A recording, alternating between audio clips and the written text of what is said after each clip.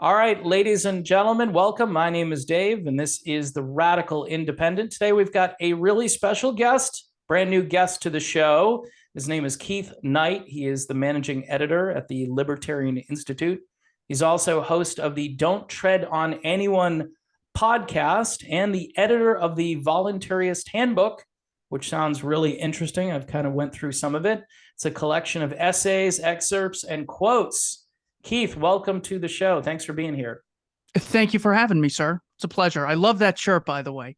Anti-state, free market. What's the first one? Oh, anti-war. Yeah, it's the microphone. I see that. Okay, there we go. Yeah, anti-state, anti-war, anti-state, and then free market underneath. And, I wear a lot of shirts that you can't see sometimes. Like, I buy these really awesome shirts, and then it's like it's cut off, and it makes it sound like I'm saying, I have a shirt that says, Make America Anti-War Again. So everybody thinks it's going to say Make America Great Again, and it doesn't. So then they're thrown for a loop. They don't know what hit them. They're That's like, awesome. What do you mean, man? Anti-war? That's not what I'm tuning in for.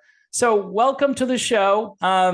You're a dyed-in-the-wool. You're about as libertarian as anyone I can probably think of. When I look up different people and I check out their bio and what they're up to and what they're saying.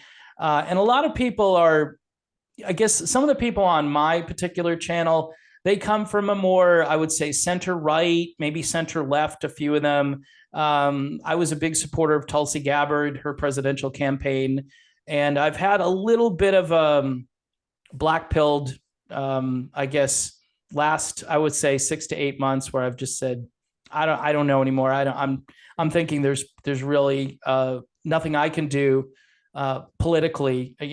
Going to vote isn't going to fix it. And there are a lot of things that people say I should talk about, and everyone else is talking about the same stuff for the most part. If you go and put on, any kind of mainstream news outlet, it's just volleying between the left and the right, or what I call controlled opposition versus other controlled opposition. So I've kind of like lost a lot of my zeal for politics these days. I'm just more, okay, how do we move forward as a society? The society is corrupt. The government is corrupt. It almost seems like it's just getting worse. And, the endless wars continue. Printing presses keep running. Budgets keep spiraling. And people just seem to go on with their daily lives like it doesn't really affect them, or there's nothing they can do about it, or they have no idea what they can do about it. From the Keith Knight perspective, is there something, Keith, that we can do about it? Yeah, the biggest thing we can do is stop feeding the false divide. So this is what usually gives this evil psychopathic machine so much power. They will try and divide people, whether it's Muslim versus Christian, man versus woman with the fake gender wage gap, which doesn't account for types of jobs people work, trying to divide the genders and create animosity among people of goodwill. They try to divide the races. They try to divide Americans versus Russians. Even during COVID, they were dividing the young versus the old. You don't really want to pursue your life and have dreams of your own. What you just want to do is kill grandma, and you don't care. So they divided the old and the young. Yeah. All of these are false divides. What I try to do with the Voluntarist Handbook and what we try to do at the Libertarian Institute is say there actually is a divide, not some fake arbitrary accident of birth thing. The true divide, which we can divide good people from bad people, is whether you achieve your ends in life peacefully through voluntary transactions, through persuasion, or whether you use violence, either yourself or in a group, even if that group goes by the name Congress, government, monarch, military, doesn't matter. So this is a true divide, voluntarism versus violence. Once we start seeing things through that lens, we can have much more productive conversations. As I'm sure you know, you could watch Fox for hours on end and not learn anything. So you go all the way to the other side, CNN, it's the same nonsense. Yeah. You can watch it forever and not learn anything of value. What I try to do in this book is give you a collection of things that took me from being a progressive to being a libertarian. It's a collection of essays going back to like 1850, I think is the earliest one I have, from Frederick Bastiat. Just a collection of quotes from his book, The Law, up to 2021. I have people who wrote original content for this publication. So I think that is the best thing that we can do, because, you know, by yourself, you can't really end the Fed. I mean, I don't know. Maybe if we like all chipped in, got a really big lock, and then locked the door and stopped them from getting in. I don't know how. So that can be a little, you know, disempowering to say, well, Saudis are continuing to murder Yemeni civilians. I don't know what to do. What button do I press? What words do I say? Who do I pledge my allegiance to get this to stop?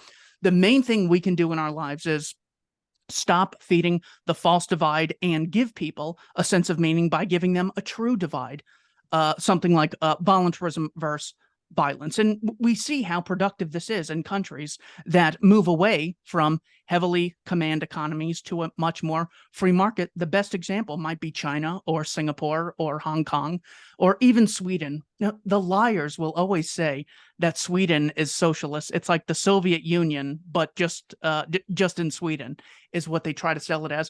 You can go to the Cato Institute's Freedom Index, and that Sweden, Finland, the Nordic countries all rate more free than America. They have more free markets. They have less licensing. They have easier regulatory barriers to start trading domestically. So that's a complete lie. So it's not just a moral thing. It doesn't just increase the amount of goodwill in society. It actually makes people wealthier, simply because when there's fewer barriers to make these peaceful, voluntary, mutually beneficial exchanges where people have the right to disassociate and go somewhere else, when people have this, they are able to make more satisfactory trades. So because you have more options, you're going to increase the likelihood you'll be able to access wealth. Not that that is just inherently good. I'm sure there's a lot of impoverished Christian monks living on rice who are happier than maybe people who drive Maseratis. The point is that we're always slandered as being, well, you don't really care about the poor. It's just a selfish philosophy. There's nothing more selfish than governments who murder civilians in wars based on lies, governments who say, give me your money or I'll put you in a cage and have you murdered if you resist, or you need my permission, called occupational licensing, if you want to perform jobs in exchange for labor. College, you can spend 4 years and not get paid a dime. You actually go into debt when you go to college. So thousands of hours of work for $0 an hour. Government allows that. Any on-the-job work, they'll say, nope, not allowed. You got to get our permission. They got to pay this much. You got to do this, and you got to do 50 other things. Yeah. So this is all a long-winded way of saying it's much better for us to have a divide that people can actually control and not vilify people based on accidents of birth. That's why we at the Libertarian Institute promote the ideas of libertarianism and voluntarism. Yeah. No, you don't. You know what? You never have to convince me on the argument, Keith, about what you're saying. I'm at the point where, you know, it's like you understand this really good philosophy, which you've just outlined. And you say, wouldn't it be a great thing if governments weren't running around the world? Our government is probably the worst, I would say, the worst offender, because, you know, we've had this mentality now for, I don't know how many years, that, you know, we're America's superpower, and you hear all these things over and over. We're, you know, it's manifest destiny. It's, you know, it's all of these things, and you hear it, and people cheerlead it, and they just embrace it, and they don't think about what they're saying. You're saying you embrace an empire that's going to go around the world and extracting natural resources and killing civilians and telling people, oh no, we're not trying to kill anybody. We're just here to take the government out and put in the correct government. And then the people will be happy, even though the people are screaming for, you know, just leave us alone, get out of our country, you know, so we can, even if the country itself is a mess, we're not, I don't think the founders of this country could have ever envisioned that we'd be running around the world trying to correct everyone's problems. But that's what we do. And we argue about how much money we're going to spend. Great example would be this insane war in Ukraine, where it's just like blank check after blank check.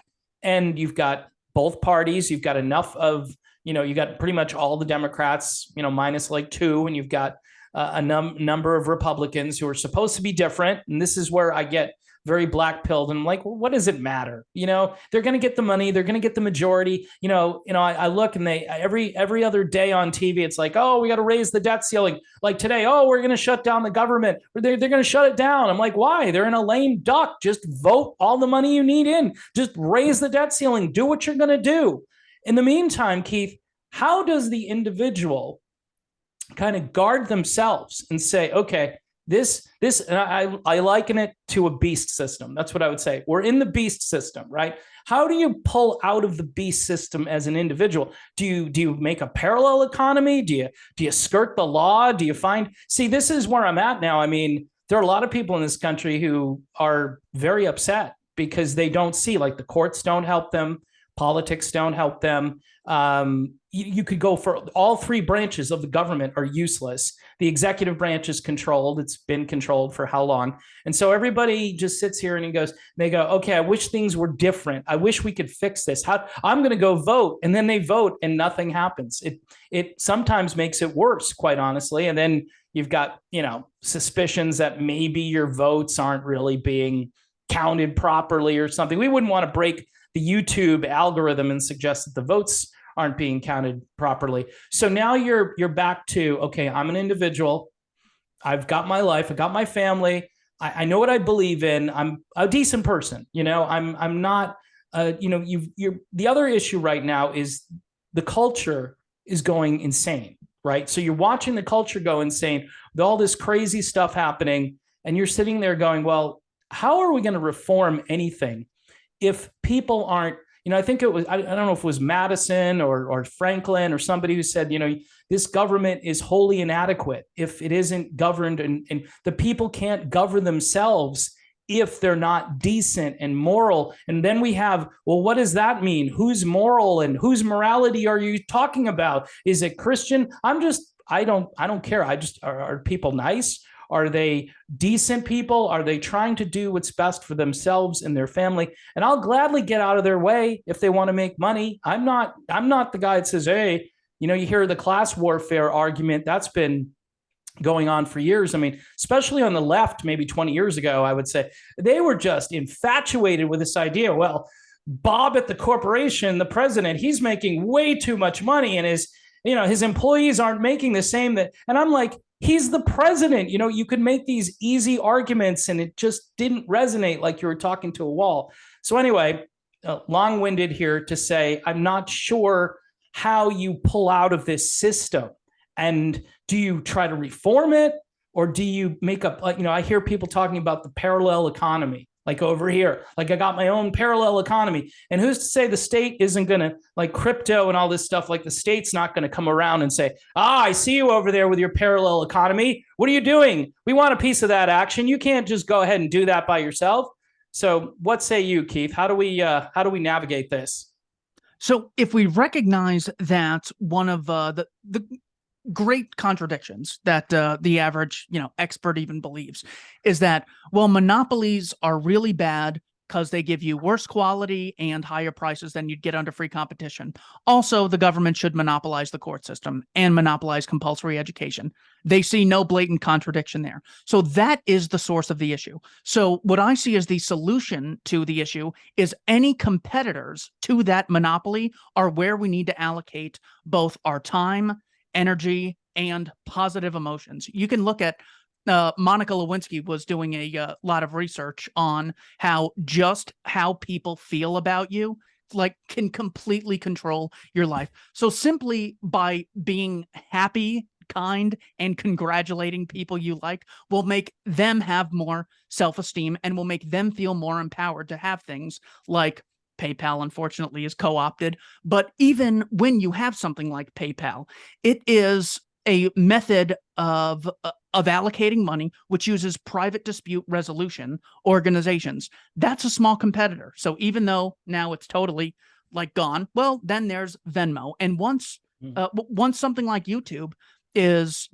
comes about and then gets co-opted, at least there's something for us to copy. Now there's Odyssey.com, which is as good as YouTube now. Yeah, my video. My It video had is a number over of there, by hiccups. the way. Yeah.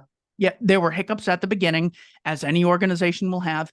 And now I spend more time there than I do on YouTube because we're constantly building alternatives. So by allocating your time, money, and energy to anything that competes with the state's monopoly on force is a good way to go. The examples that Edward Stringham uses in my book also are eBay and Amazon having as private rating agencies. So instead of there being the government's Better Business Bureau or whatever, regulatory agencies there are, simply by having an opinion on Amazon and having a verified purchase, that's you competing with the state. That's a little act of rebellion. By laughing off the cops as a bunch of badge wearers who think they're God and who dress up in a costume and blindly obey politicians who we all know are crooks and liars. Yeah. Well, that does a little bit. This is not to diminish anyone who stops murderers, thieves, rapists. All that's heroic. The problem is, as we saw during COVID, as came across my desk today, Arizona Central, nonprofits never imagined Phoenix police would halt street feeding for homeless. This was from the Republic a few years ago. Yeah. I said, well, where is that article about the cops stealing the food for the homeless? And I got like 20 results from all these states. And now I got a collection of these articles. I got another one in Kansas where they said, in order to stop people from eating unsafe food, we pour bleach on it. This way, no one will do it. He says it right into the camera, doesn't even hesitate. He goes, if they starve to death, at least it's not unhealthy, potentially unhealthy. So this kind of psychopath mentality of just, I own you. Mm-hmm. That's all government is. And anytime we rebel against that in a little way, and to this woman's, God, I can't remember her name, to this woman's credit, she goes, we're going to keep doing it, by the way, because we're not doing anything wrong. I was so happy to hear that. And she's not even like, some big libertarian or anything. She's just like, oh, well, that's ridiculous. I'm not doing that at all. That's so it's so cool. These little acts of rebellion, anytime you can subvert the psychopath class, I think is an act of victory. The more we do it, the more rewarding it will be, the more it will bring people in to what could be called the parallel economy. The more voluntary your actions are, the more you're competing with the involuntary actors in society. That is the best that I can come up with, but I'm open to being wrong or hearing alternatives. No, that's good. I mean, I guess where I'm at is that people look, we've seen this for years, and everybody says, well, in 4 years we can fix this. In 4 years we can fix it again. And it's hilarious now to watch this. People now, Keith, were predicting what was going to happen in different places during the midterm elections. They're saying this election looks like it's going to go this way. But I think I was one of the first people, not the first person, but I said, look, tomorrow is selection day. So get ready. It's selection day. It's not election day. And I know a lot of people have, the red wave is coming and there's going to be all this change and momentum and hope. And I just shook my head. I said, I wouldn't count on that. And it doesn't have any meaning. I mean, the voting part of this is it's psychological to it, like wears you down. Like if you're out there and you volunteer and you put your time in, say you're a poll watcher or you're just involved somehow with a candidate and you're like, I really believe in this guy and I'm going to campaign for them and I'm going to do all this stuff. And then they get trounced, even though the polls said they were up by 20 points. I mean, I'm thinking, what could I have done instead?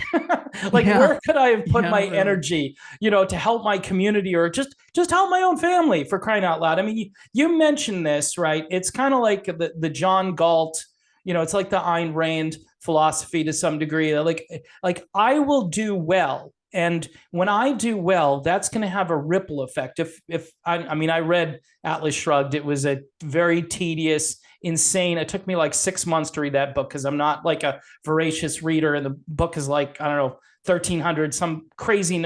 It's a long book, but it was worth reading because what I learned from that book was that there was this ripple effect that happened even where people were blatantly being kind of selfish. Like, I want this stuff for me. Like, I want that car, I don't know, Maserati or whatever car I think you mentioned. I want a really nice car. and I'll get all of this money, and then my cousin will be down on his luck, or whoever, and he'll come begging for money, and I'll sit there and I go, yeah, this guy is a moocher, right? And I'll give him the money, and maybe that isn't a long-term thing for him, but this whole idea of greed is always bad, or achieving something for yourself. I mean, I'll be honest with you, I've been poor for a good portion of my life, and I've been a little bit more comfortable where I am now. I prefer being a lot more comfortable, and it just, and I don't feel guilty about it, and I don't think people should feel guilty about achieving something. But I think over the last 40 or 50 years, we've kind of impugned people who are successful. We kind of look down on them in some degree, and it's like, okay, here comes the state, we're going to knock you down a peg, or you can come join us. I think that's what's happened in the last number of years, is the state said, look, we didn't like you for a while, but we've figured out a way that we can integrate you into the board. You could be, Amazon can be part of the government. Walmart can be part of the government. And I get mad at libertarians when they say, hey, bro, leave them alone, man. It's a private company. It's a private business. And I go, how private is Walmart? Shut up. Have you looked at their how they organize themselves? It's like FEMA, for crying out loud. And you're telling me it's so anyway, I don't know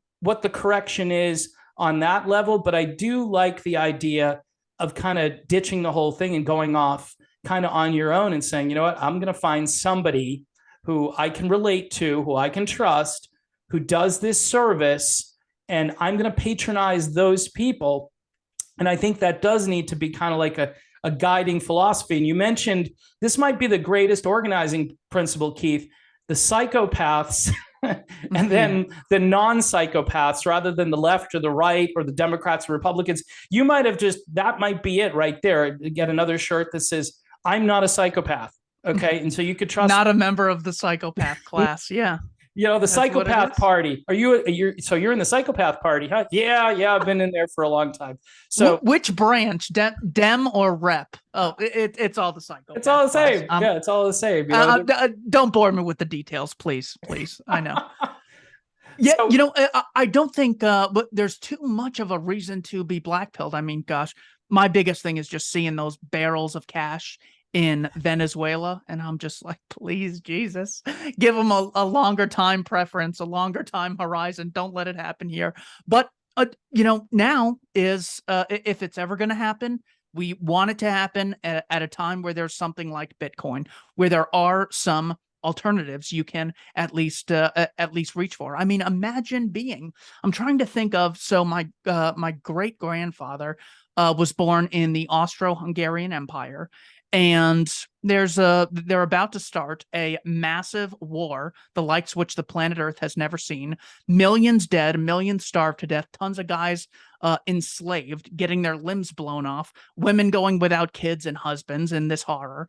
And then it's going to happen again 20 years later with more deaths, more suffering. Then there's going to be a Cold War with proxy wars in Vietnam and Korea. Mm-hmm. I mean, the past was also pretty bad. Oh, yeah. Like, so I mean, as rough as things are now, my gosh, imagine just the Second World War ends, like tens of millions of deaths from 1933 to 1945. Mm-hmm. And then the solution is half of Europe now is in the hands of Joseph Stalin. And there's Bolsheviks in America getting jobs at universities. Like at that time, I would have gone, yep, world's going to hell in a handbasket. Yeah. But I think America still had great days after that, and the world as a whole. So I'm much more optimistic. Things like GoFundMe. Now, just having access to something like that, I think is a lot more empowering for the good people in society to be able to cooperate from long distances. I don't even know where you are in the world, and you and I are cooperating. You're right under Libya and Algeria. It looks like. Well, I think you're in Arizona, right? And I am, yes. I'm in Florida. So, we have something in common. We're both in places that are sunny and more optimistic. I think a lot of the country is kind of migrating south for either better politics or better climate or both. I mean, in some cases, I like Florida. I would recommend it. It is getting pretty crowded, and we don't have the infrastructure, but I think we'll get there. It's good to hear that you're optimistic. It's good to have somebody on that kind of looks and sees that there's some hope out there, and looks at the arc of history and understands that, hey, maybe this isn't as bad as you think it is. But I'm just worried about the education system and a lot of what is being taught or not taught today, and just basic civics, and also just courtesies like standing in a checkout line or driving your car correctly on the road. Things like where I live, those are really big issues that I deal with every day, Keith. So I kind of worry about the small things, and then they kind of impact my worldview, and then I become very pessimistic, even though I'm really an easygoing, kind of happy guy. I don't wake up in the morning and go, oh no, this is the end finally. You can think it though. You can see stuff and go, really? That just happened at a school, and you're like, oh my okay. gosh, yeah.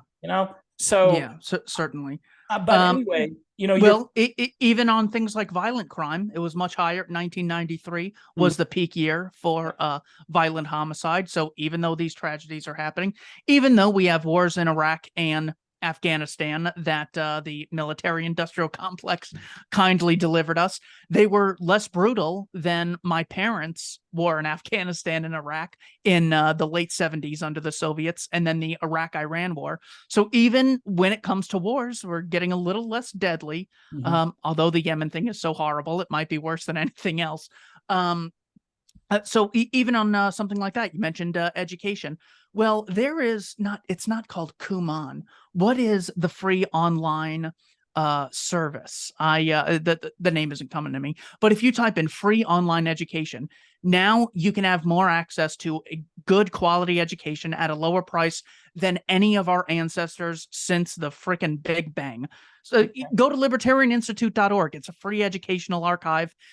We put so much stuff on there, you'll never be able to catch up if you spend your entire life trying to educate yourself on history, politics, philosophy.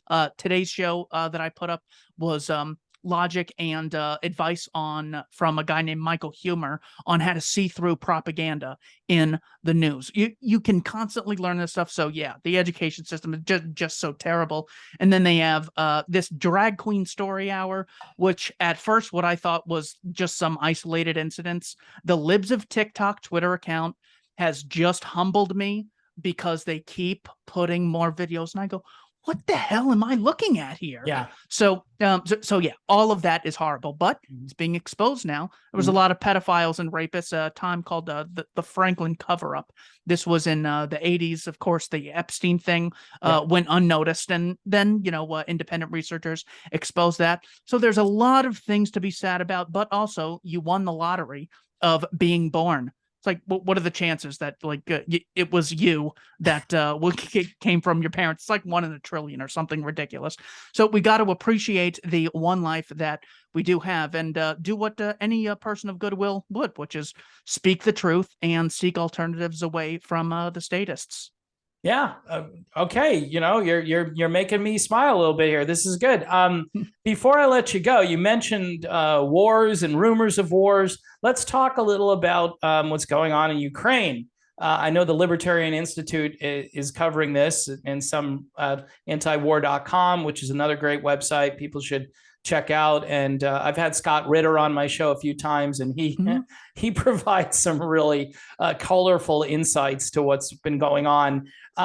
What's your perspective on this? And I mean, how long is this going to go? I mean, are we just going to pump money into this until, NATO has said something like that they could see a full-scale war with Russia for a long period of time. Yeah. So, first thing, we need to compare it to NATO's first war. They declared Article 5, which is their declaration of war, for the first time after the September 11th attacks. And that led to a 20-year war in Afghanistan, which the Taliban recovered after 11 days of exiting. So that is NATO's reputation. Going back to the early 90s, I want to say 1991, Secretary of State James Baker had a meeting with Mikhail Gorbachev, who then was calling the shots in the Soviet Empire. And they had an agreement. Look, We're going to dismember the Warsaw Pact. We're going to take our colonies away from Eastern Europe on the understanding that the NATO military alliance, not a trade organization, the North American Treaty Military Alliance Organization, will not expand if you allow, Germany, all of West and East Germany to join NATO, and the Soviets pull back. So that was the deal. Since then, NATO has gone back on its word, never apologized.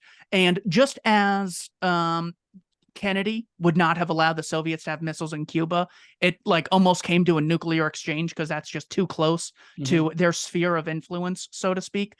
Russia did not want the Americans to have satellites in. Now it's Estonia, Latvia, Lithuania, Poland, Hungary. I don't know if Bulgaria was there before or after. It's something like 13 countries have been added after they promised not to expand it. So basically, NATO getting up to the borders of Russia is the problem here. Then in 2014, in 2008, there was a memo by a guy named William Burns. I want to say is his name. He's currently the director of the CIA.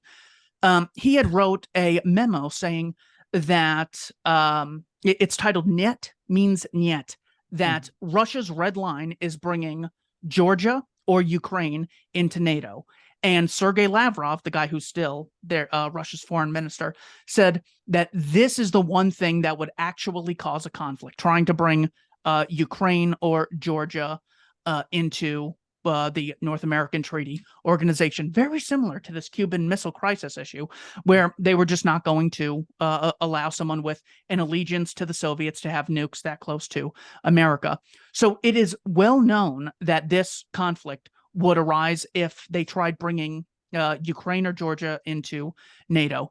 Then there's a coup in 2014 staged by the National Endowment for Democracy, a woman named Victoria Nuland, Assistant Secretary of Foreign Minister of some sort, where they explicitly had a discussion about who was going to control this new government in Ukraine. They're talking like they're just monarchs of Europe deciding who's going to get on the throne in Ukraine. The National Endowment for Democracy was funding protests and anti-government.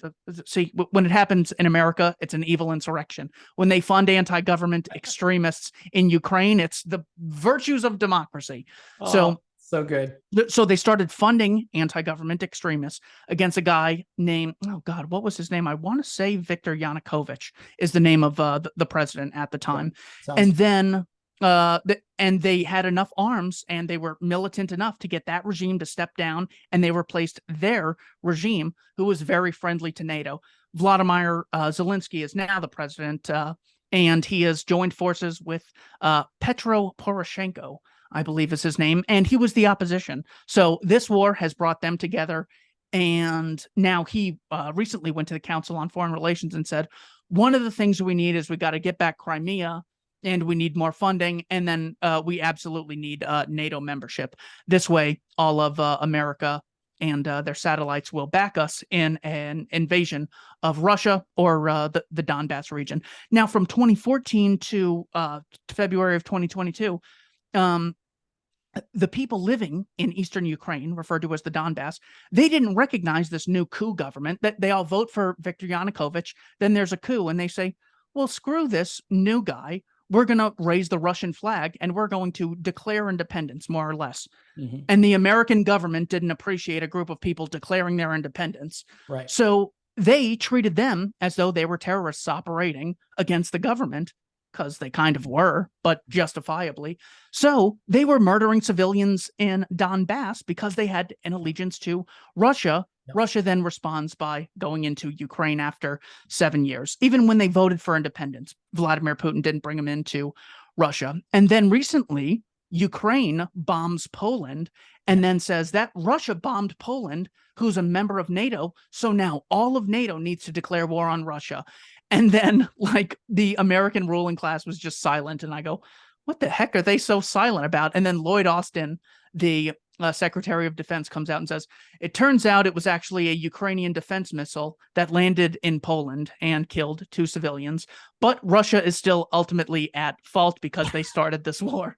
Wow. So this is how bad it is. Supporting this lying psycho Zelensky, who has banned large portions of the Russian Orthodox Church. Yep. He has banned opposition. He's nationalized the media. He has enslaved men to fight in this war. I don't know if women qualify, but I know that there is a military conscription for men. I want to say 16 to 50 is what the USA Today article originally said. So people who voted for Yanukovych, who just want to be part of their ancestry, which they feel is more Russian than Ukrainian, are being enslaved to fight a war with just a psycho corrupt regime who's trying to start a 3rd world war, and they just lie about it. Yeah. So I'm a little pessimistic about where that can go. I'm not going to pretend like I have any predictions, but that is those are the most important facts to know about this. And it's just good to remember that what is called the Great War, this great virtuous thing called the Second World War, it had tens of millions of deaths. Mm-hmm. So it's 9/11 like 300,000 times. It's that bad. So if you think 9/11 and Sandy Hook are bad, granted, they absolutely are. What we might do with Russia or to China if they go into Taiwan, as Joe Biden has said, might have to wage war on China. It's going to be so brutal, so deadly. Supporting wars like this makes you way worse than Al-Qaeda, who, killed 3,000 people. Right. That's the level of seriousness that it is. So I think what a lot of guys need to do is say, you know what, I took an oath to defend life, liberty, and the pursuit of happiness.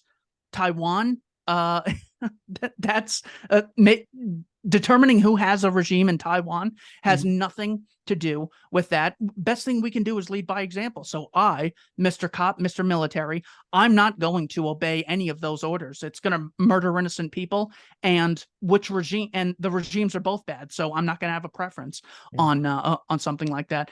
And I think women need to stop sleeping with the members of the police and military. This is called the Lysistrata effect, where they just said, you know what?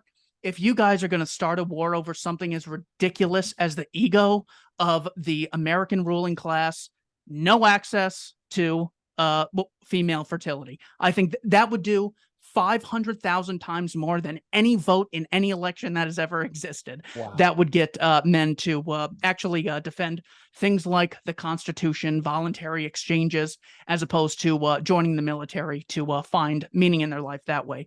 So I think those are two reasonable solutions that you can actually control. It's not like, well, in 4 years I'll vote with a machine that doesn't even count the votes. So that is where I see us on the World War III front. That was great. I really enjoyed that last part. I mean, I've said for a little while that the military, and I'm not just want to be clear here, I'm not calling for the military to rise up and do anything violent. I'm just saying that it would take some kind of rebellion, a big time rebellion within the military for a lot of this to stop. Because again, if the military is not going to participate, they have a lot of control, they have a lot of power, and you could call that a soft military coup, but so be it. I mean, I don't know what else can change things. So Keith, I want to thank you for coming on. Again, tell folks where they can find all your work over at the Libertarian Institute, and you also have a great podcast. Yeah, I run the Don't Tread on Anyone podcast at libertarianinstitute.org. You can go there and get a free PDF of the Voluntarist Handbook. Doesn't cost a dime. Those are the best places to find me. Again, Libertarian Institute is just a free educational archive. History, economics, politics, philosophy. We have a news editor, Kyle Anzalone, always keeping us up to date on what's going on in the world. So those are the best places to find me. Thank you, sir, for having me on. You're very welcome, sir. Thank you. And hopefully we'll talk again soon. Sure.